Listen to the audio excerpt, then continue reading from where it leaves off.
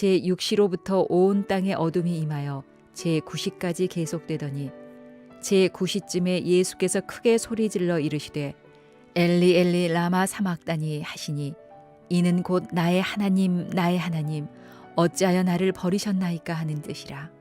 거기 섰던 자 중 어떤 이들이 듣고 이르되 이 사람이 엘리야를 부른다 하고 그 중에 한 사람이 곧 달려가서 해면을 가져다가 신 포도주에 적시어 갈대에 꿰어 마시게 하거늘 그 남은 사람들이 이르되 가만두라 엘리야가 와서 그를 구원하나 보자 하더라.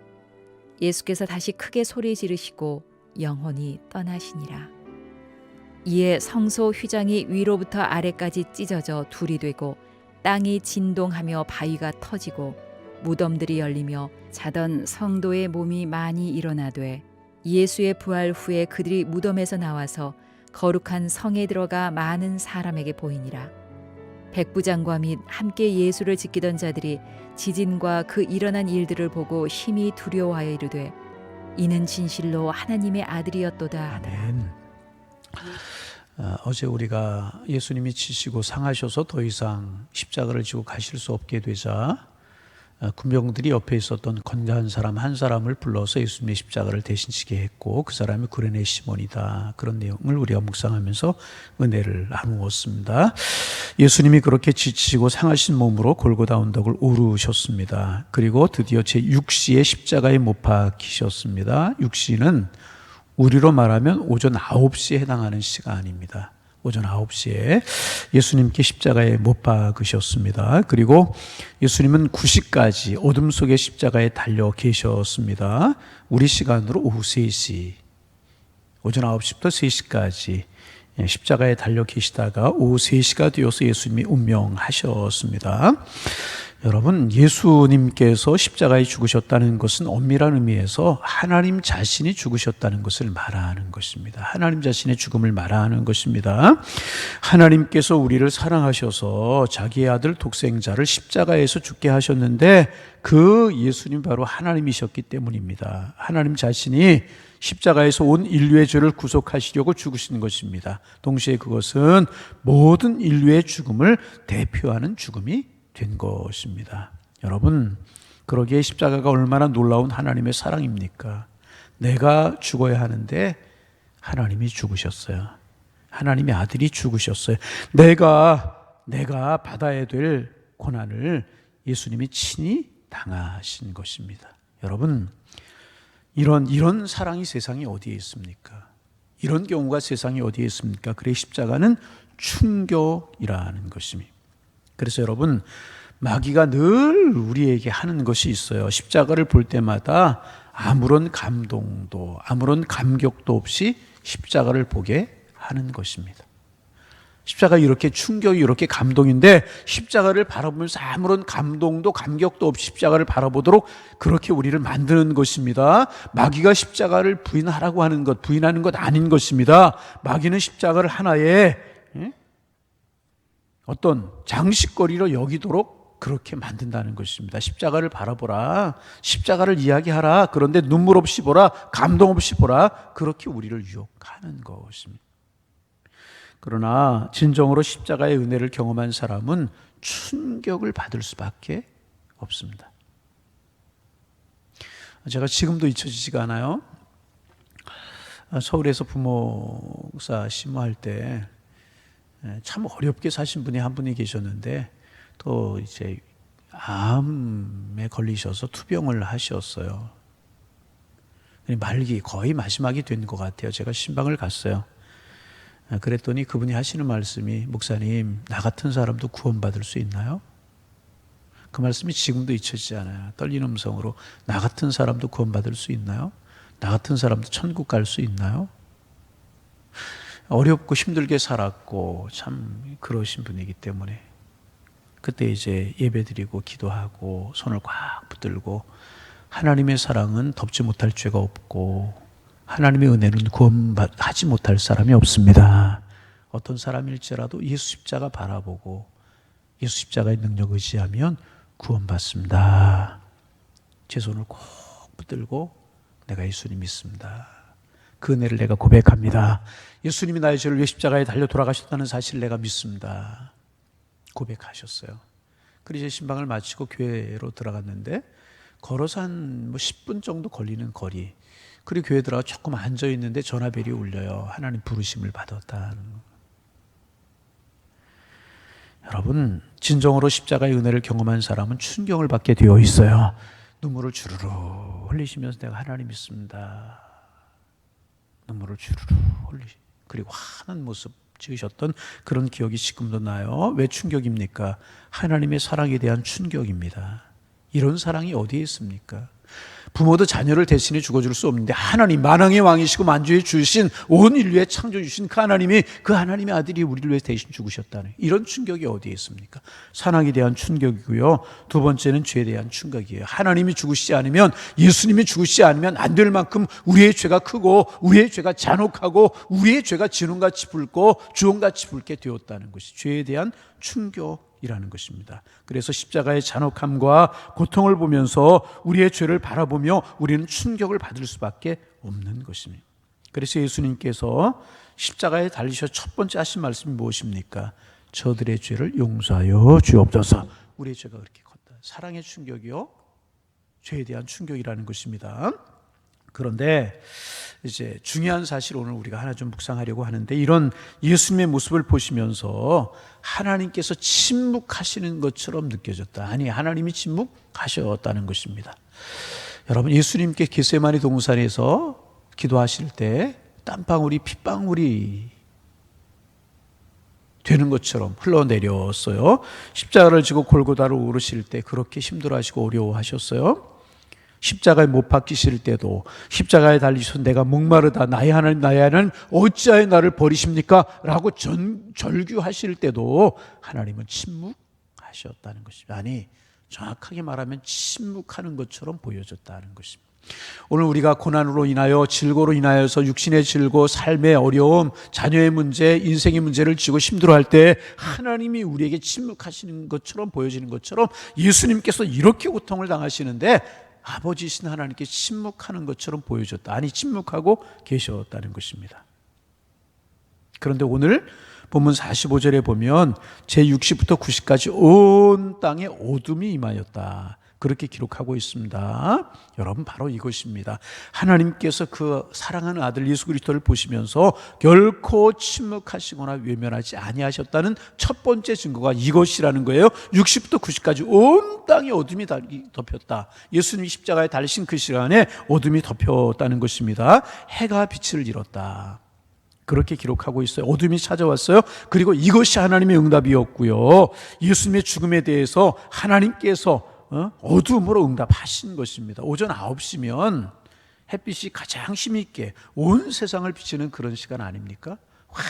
환하게 세상을 비치는 그런 시간입니다. 그런데 그 시간에 어둠이 찾아왔습니다. 우리는 여기에서 하나님의 마음을 읽을 수 있어야 되는 것이라. 이 사실에서 우리는 하나님의 슬픈 마음, 하나님의 아픈 마음, 하나님의 터질 것 같은 그런 심정을 우리 읽을 수 있어야 되는 것입니다. 하나님이 그런 마음, 터질 것 같은 마음이 있었음에도 불구하고 하나님은 예수님의 죽음을 막을 수가 없었어요. 그래서 저와 여러분의 죄를 사할 수가 있었기 때문에 여러분, 하나님은 예수님을 십자가에 달리지 않게 하실 수 있는 능력이 있으신 분이십니다. 그러나 그 길이 인류를 살리는 길이었기 때문에 십자가를 막을 수가 없으셨던 것입니다. 그러므로 하나님의 마음이 얼마나 아프고 얼마나 고통스러웠겠습니까? 죽어가는 자식을 보고 아파하는 부모의 심정과 하나님의 심정이 같은 것이어서 내가 죽을 수만 있었다면 이 아이의 아픔을 내가 대신 당할 수만 있으면 하는 부모의 심정과 같은 것이 하나님의 마음이었다는 것입니다. 여러분, 하나님이 결코 침묵하고 계시는 것이 아니라 같이 아파하고 계셔. 터질 듯한 그런 마음 가지고 계셨다는 것입니다. 두 번째로 하나님이 침묵하시 아니하셨다는 사실이 또 하나가 있습니다. 오늘 51절에서 53절 말씀인데요. 예수님께서 운명하시는 순간에 우리가 잘 아는 말씀이 성전에 있는 휘장이 아래서부터 위에서부터 아래까지 쫙 찢어졌어요. 이게 무슨 말인가? 구약 성경에 보면 이제 대제사장들이 1년에 한 번씩 이스라엘 백성들의 죄 문제를 가지고 지성소에 들어갑니다. 누구도 들어갈 수가 없어요. 대제사장 외에는 들어갈 수 없었어요. 1년에 한 번 들어갔어요. 그런데 그 지성소와 성소를 구별하는 큰 휘장이 있었습니다. 그런데 이 휘장이 예수님께 소명하신 순간에 위로부터 아래까지 쫙 찢어지게 된 것입니다. 바로 이것입니다. 바로 이것이 십자가에 대한 하나님의 응답이었습니다. 십자가를 보신 하나님의 태도였다는 것입니다. 그러면 휘장이 위에서부터 아래로 찢어진 것은 무엇을 의미하는 것인가? 히브리서 9장 11절 12절에 잘 나와 있지만 시간 관계상 우리가 읽지는 않습니다. 이제는 소나 양이나 염소의 피가 아니다. 내 아들 예수 그리스도가 이렇게 십자가에서 죽는다. 그리고 예수의 십자가의 피로 죄가 사함을 받고 영원한 구원을 얻게 된다라고 하는 사실을 하나님이 보여주고 계시는 것이라는 것입니다. 그래서 이제는 짐승의 피가 필요 없게 된 것이고요. 지성소에 들어갈 필요가 없게 된 것입니다. 지성소가 완전히 허물어져버리고 만 것입니다. 예수님께서 인류를 위한 완전한 제물이 되셔서 십자가에서 드려지셨기 때문에 이제는 짐승의 피를 드릴 필요가 없게 된 것입니다. 그것이 하나님께서 보여주신 하나님의 마음이었고요. 하나님의 응답이었던 것입니다. 절대로 하나님이 침묵하고 계셨던 것이 아니라는 것입니다. 여러분, 이렇게 십자가에서 예수님이 죽으심으로 말미암아 하나님과 우리 사이에 막힌 담이 헐어지게 되었는 줄로 믿습니다. 그래서 하나님과 우리가 화평을 누리게 된 것입니다. 진노의 자녀, 형벌의 자녀, 마귀의 자녀, 지옥 백성이었는데 예수님께서 그렇게 십자가에 죽으심으로 휘장이 찢어지듯이 하나님과 우리 사이에 막힌 담이 헐어지게 되었고 하나님과 우리 사이의 평안과 화평을 누리게 된 것이라는 것입니다. 휘장이 찢어짐으로 누구든지 예수님의 이름을 부르는 자들은 하나님의 자녀가 되고 누구든지 죄를 용서받을 수 있고 예수 그리스도의 이름으로 천국 백성이 되게 되는 자격을 얻을 수 있게 된 것이라. 이것이 휘장을 위로부터 아래까지 쫙 찢으심으로 우리에게 말씀하시는 하나님의 그 예수님의 고난을 보시면서 말씀하시는 하나님의 응답이었다는 것입니다. 너는 죽었지만 승리했다. 너는 십자가에서 모든 인류의 죄를 지고 희생당했지만 모든 백성에게 부활을 확신시켜 주었고 믿는 성도들에게 승리 약속을 주었다. 이것이 하나님의 응답이었고 하나님의 말씀이었다는. 결코 주님은 침묵하고 계시지 아니하셨어요. 또 하나 예수님께 십자가에 달리셨을 때 지진이 나서 땅이 진동하고 바위가 터졌다고 그랬어요. 25절에 보면 또 무덤이 열리고 자던 성도들의 몸이 일어났다. 여러분, 이게 우리가 성경으로 보니까 그렇지 글로 읽으니까 그렇지 얼마나 놀라운 이야기입니까? 그 시간에 지진이 났어요. 땅이 진동하고 막 바위들이 터졌다는 거예요. 그것만이 아니라 무덤이 열리고 자던 성도들의 몸이 막 일어났다는 거예요. 얼마나 놀라우니. 아멘을 안 하시네요. 자던 성도들의 몸이 일어났다는 것이 얼마나 놀라운 일입니다. 얼마나 놀라운 일이에요. 죽었던 사람이 벌떡벌떡 일어나. 지금도 그래서 이제 예루살렘에 가면 성지순례를 할 때 저희는 못 가봤습니다만은 그곳에 지진이 났던 흔적들, 바위가 터졌던 흔적들이 지금도 있다는 것입니다. 막 지진이 나서 바위가 터지고 죽은 사람들이 일어나고. 여러분, 이 사건을 무엇을 의미하는 것이겠습니까? 지진이 나고 바위가 터지고 죽은 사람들이 일어났다. 이게 도대체 무엇을 뜻하는 것이겠습니까? 바로 예수 그리스도의 십자가의 죽음은 완전한 죽음이고 그의 생명이 끊어짐으로 모든 죄와 모든 사망과 사탄의 권세가 무너졌다는 것을 의미하는 것입니다. 무덤이 열리고 죽은 자가 살아났다는 것은 죽음이 정복되었다. 예수 그리스도의 십자가의 죽음으로 말미암아 이제 영원한 죽음이 정복되었다. 그것을 의미하는 것입니다. 예수님이 승리하셨다는 사실을 하나님께서 웅변적으로 보여주신 것이고 결론적으로 하나님은 결코 침묵하지 아니하셨다는 것입니다. 여러분 고린도후서 4장 8절에 보면 우리가 사방으로 우겨싸움을 당하여도 쌓이지 아니하고 답답한 일을 당하여도 낙심치 아니하며 핍박을 받아도 버림받지 아니하며 거꾸로 들임을 당하여도 망하지 아니하고 라고 하는 사도 바울의 고백이 있습니다. 여러분 우리 신앙인들이 하나님의 살아계심을 믿고 예수 그리스도가 나의 구주이심을 믿는 우리 신앙인들이 세상을 살아갈 때 그렇게 평안한 것만은 아니라는 사실을 우리가 잘 알잖아요. 시험도 있고 고난도 있고 그래요. 진리가 우리 안에 있기 때문에. 무엇이 우리 안에 있어요? 진리가 왜 우리 안에 있어요? 여러분 세상에 진리는 변하지 않는 것이어야 돼요. 세상에 변하지 않는 것이 어디에 있습니까? 하나님의 믿음과 하나님의 말씀만 변하지 않아요. 우리 속에 하나님이 계시고 우리 속에 하나님의 말씀이 계시는 줄로 믿습니다. 그러게 여러분 믿으세요. 우리 안에는 진리가 있어요. 아멘. 우리 믿는 사람들에게는 진리가 있는 거예요. 우리 안에 진리가 있고 빛이 우리 안에 있어요. 생명의 빛이잖아요. 예수가 빛이잖아요. 예수님 우리 안에 계시기 때문에 우리 안에 빛이 있어요. 그리스도께서 우리 안에 계십니다. 그래서 여러분 우리는 사방으로 우겨 쌓임을 당할 때가 많이 있어요. 답답한 일을 만날 때도 많이 있어요. 우리 속에 진리가 있고 빛이 있고 그리스도께서 우리 안에 계시기 때문에 오히려 이런 일이 우리에게 있을 수 있다는 거죠. 그래서 우리가 낙심하고 핍박을 받을 때도 있고 때로는 거꾸로 뜨림을 당하는 것처럼 느껴질 때도 있다는 것입니다. 여러분 그렇잖아요. 우리가 세상을 살아가면서 참 이런 일들을 많이 경험하게 되지 않습니까? 그러나 우리가 그리스도 안에 있기만 하면 이런 고통 속에서도 결코 망하지 않는다는 거예요. 결코 실패하거나 패배하지 않는다는 것입니다. 결코 하나님 우리를 수치를 당하도록 내버려 두지 아니하신다는 것입니다. 결정적인 순간에 하나님께서 고난을 영광으로 바꿔주실 것입니다.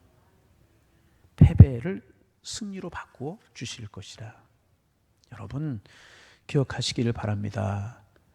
예수님께서 십자가에서 피 흘리실 때 그 모진 고통을 당하실 때 하나님이 침묵하시는 것처럼 보였지만 결코 하나님은 침묵하지 아니하셨다는 거예요. 그 온 세상을 캄캄하게 하시고 해가 빛을 잃게 함으로 캄캄하게 되었던 것처럼 이것이 내 마음이다. 그런 마음을 보여주셨고요. 성전인 휘장 위에서부터 아래로 쫙 찢게 하심으로 오늘 위의 죄를 사하시는 짐승의 피가 피해롭다라고 하는 사실을 보여주시고요. 바위가 터지고 지진이 나고 무덤문이 열려서 죽은 자들이 일어나는 이런 은혜를 베푸심으로 말미암아 사망 권세를 정복하셨다는 사실을 십자가의 죽음을 통해서 예수님 보여주시고 말씀하고 계셨다는 것입니다. 주님 우리에게 말씀하세요. 나는 결코 너희를 버리지 않는다. 놀라지 말라. 나는 내 하나님이다. 내가 너를 항상 지켜주리라. 내가 너를 보호하리라. 나의 의로운 오른손으로 너를 지켜줄 것이다. 여러분 하나님 결코 침묵하시는 분이 아니십니다. 한 두세 번인가 한두 번 말씀드렸던 것 같은데 오늘 아침에 갑자기 그 말씀이 생각이 납니다. 선교학자 중에 랄프 윈터라고 하는 사람이 있는데 그분이 이제 예수님 때부터 지금까지를 400년씩 5개 시대로 구분을 해서 선교적으로 시대를 구분합니다. 그래서 예수님 때부터 400년까지 로마 선교 시대라고 이야기하고 400년부터 800년까지를 이방인 선교 시대, 이방인들에게 유럽으로 중국으로 복음이 전해졌다고 그래서 이방인 선교 시대라고 부르고 그 다음에 이제 800년부터 1200년까지를 바이킹 선교 시대라고 이렇게 불러요. 우리 바이킹이 누군 줄 알죠? 뭐 이렇게 흉악한 해적들이 바이킹이잖아요. 근데 그분들의 이름을 따서 그 사람들의 이름을 따 바이킹 선교 시대라고 이야기를 합니다. 도대체 이게 무슨 말인가? 여러분 원래 이 바이킹들이 원래부터 나쁜 사람들이 아니었었어요. 그들이 이제 네덜란드, 덴마크 이렇게 해수면보다 땅이 낮은 나라 사람들이었어요. 그러니까 농사도 안 되고 땅이 짠기가 있고 뭐 바람이 불니까 농사가 안 되고 그러는 거예요. 그러니까 바다로 진출하는 겁니다. 조개 잡고 고기 잡고 그러다 살았겠죠. 점점 먼 바다로 나가지 않았겠습니까? 그럼 어느 날 파손된 배가 하나 몰려오는 거예요. 올라가 보았더니 거기에 좋은 것들이 많이 있는 거, 옷가지들, 뭐 음식들 여러 가지가 있는 거예요. 그런 일이 몇 번 있고 나다 보니까 지나가는 배에는 좋은 것이 많이 있구나. 그리고 이제 지나가는 배를 하나 둘씩 공격하기 시작을 해서 그들이 바이킹이 되게 되는 거예요. 그러니까 이제 처음에는 배를 공격하다가 점점 더 멀리 나가서 해안에 있는 도시들을 공격하고 성을 공격하고 수도원들을 공격하고 그래서 물건들을 약탈해 오고 양식을 약탈해 오고 그래서 바이킹이 되는 거예요.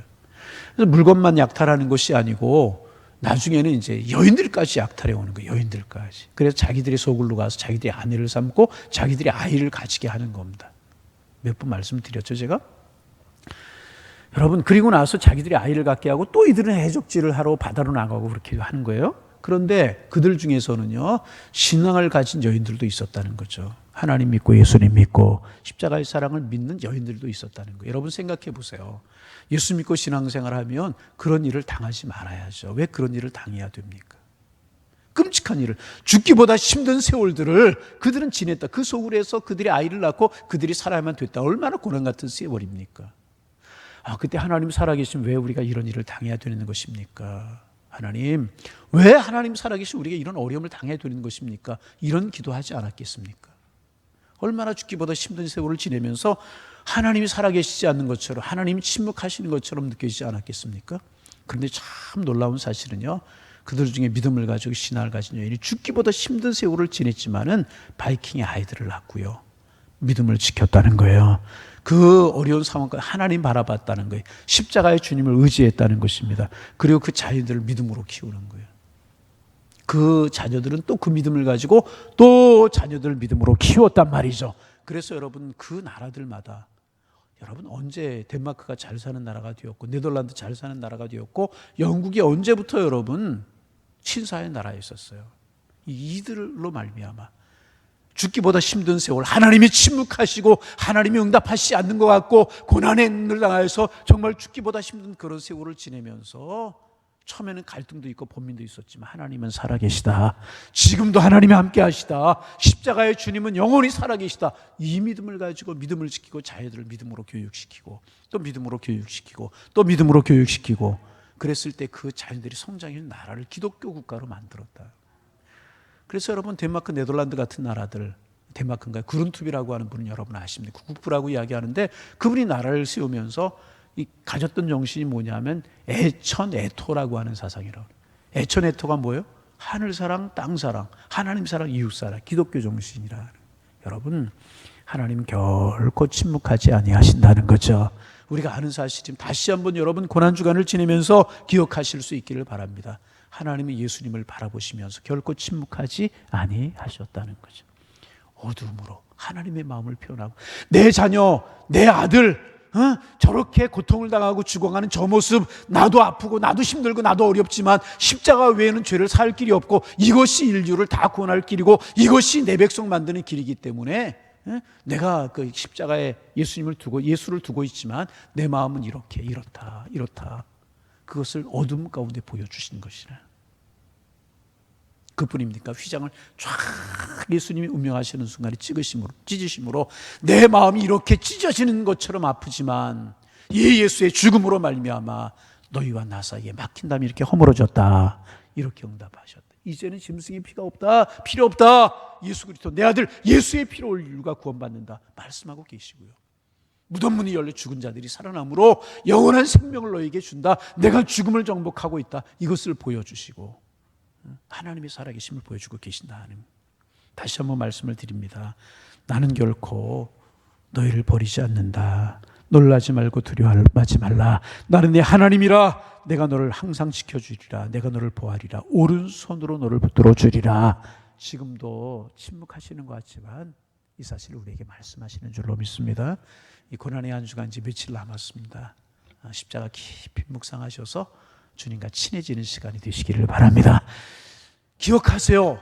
예수님 바라보시고 침묵하지 아니하신 것처럼 오늘 우리가 당하는 고난 질고 속에 침묵하지 아니하시고 우리 함께 하시는 분, 오늘만이 아니라 영원히 세상 끝날까지 그 하나님 우리 함께 하실 줄로 믿습니다. 그 주님과 함께 세상을 이기며 살아가는 우리 모두 다 되시기를 주님의 이름으로 축원합니다. 하나님 아버지 고맙습니다. 새 아침 주시고 우리가 하나님 앞에 기도하며 예배함으로 하루를 시작하게 하시니 고맙습니다. 오늘도 십자가의 주님을 묵상하며 십자가의 사랑을 묵상하며 십자가의 축복을 묵상하며 하루를 시작합니다. 십자가가 감격이요 충격인데 마귀는 십자가를 바라볼 때마다 아무런 감동도 아무런 감격도 없이 십자가를 바라보라고 만드는데 하나님이 고난의 한 주간을 지내면서 십자가가 얼마나 큰 사랑인지 큰 은혜인지 우리 마음에 깊이 새겨질 수 있도록 축복하여 주셔서 십자가의 감격과 감동이 살아날 수 있도록 주님 축복하여 주시고, 주님, 나를 사랑하시는 주님, 내가 주님을 사랑합니다, 우리의 고백이 될 수 있도록 축복하여 주옵소서. 특별히 오늘 예수님의 십자가를 바라보시면서 하나님 침묵하시는 것처럼 느껴졌는데 결코 하나님 침묵하시지 아니하시고 예수님과 함께 하셨다는 사실, 온 세상이 어두워졌다는 것 통해서, 하나님 무덤 문이 열리고 지진이 났다는 것 통해서, 휘장이 찢어지는 것 통해서 하나님이 예수님과 함께 하셨고 하나님의 마음이 함께 했다는 사실을 우리가 알았습니다. 우리가 인생을 살다가 고난과 질고를 당할 때 하나님이 침묵하는 것처럼 느껴질 때 있지만 결코 하나님 침묵하지 아니하시고 우리 함께 하신다는 사실을 믿을 수 있도록 도와주시고, 버리지 않고 안을 놀라지 말라고 말씀하신 항상 너희와 함께 하실 것이라고 하는 사랑이 십자가에 있음을 깨닫고 십자가를 바라보고 십자가의 사랑으로 우리도 이기며 살아갈 수 있도록 축복하여 주옵소서. 이 고난의 한 주간을 지내면서 주님과 가까워지고 주님의 사랑 한없이 한없이 저희들이 크게 느껴질 수 있도록 우리 주님께서 인도하여 주옵소서. 하나님 아버지, 간절한 마음으로 기도합니다. 하나님, 우리의 믿음이, 우리의 신앙이 날마다 주님 가까이 나아가게 하셔서 하나님의 숨결이, 하나님의 사랑이 느껴지게 하시고 그럴 때마다 감동 있게 하셔서 오늘의 삶을 감사함으로 살아갈 수 있는 저희들 될 수 있도록 도와주옵소서. 이 고난의 주간에 하나님, 우리의 기도의 제목들을 가지고 주님 앞에 새벽에 엎드렸습니다. 하나님 은혜 주시고 은총 베풀어 주시고 사랑으로 도와여 주옵소서. 오늘도 온누리에 주님의 사랑이 가득할 수 있도록, 우리의 마음속에 은혜가 가득할 수 있도록 주님 축복하여 주옵소서. 예수님의 이름으로 기도하옵나이다. 아멘.